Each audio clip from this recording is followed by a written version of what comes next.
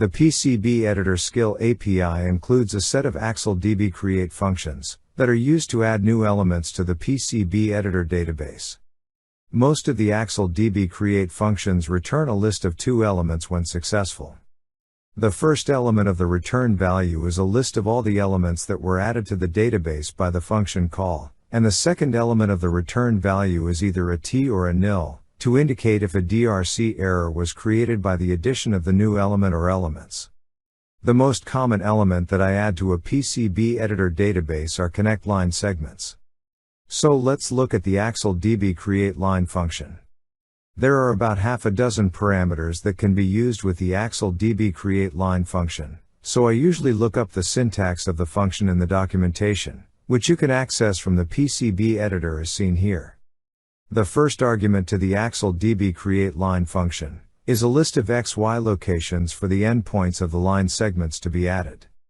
The rest of the arguments are optional, and the second argument is the width of the line to add, which will default to 0 if you do not include the width.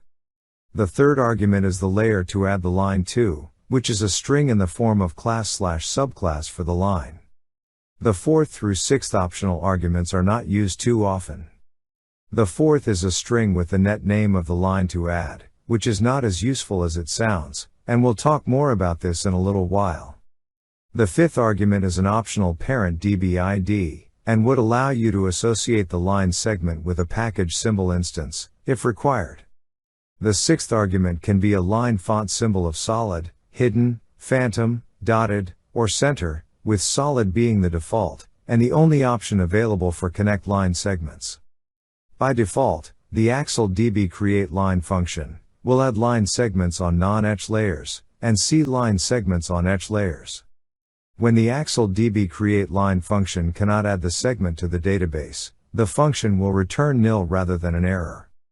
When we enter our axlDBCreate line function, we should notice a couple of things about the return value. It is a list of 2 items as indicated in the documentation, and the first item is a list, even though there is only 1 item in the list. So if we want the DB ID of the item added, we need to use the char or the nth function twice.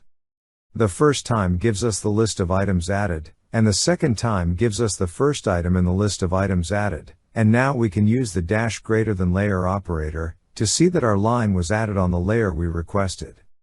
We can also see that the second item in our return value is a T, to indicate that a DRC error was created, and we can see our DRC marker as well. When Skill adds items to the PCB editor database, it is using the standard constraint system. So, if you had disabled online DRC checking in the PCB editor, then the second item in our return value would have been nil, to indicate that no DRC error was generated, even though our function call was exactly the same.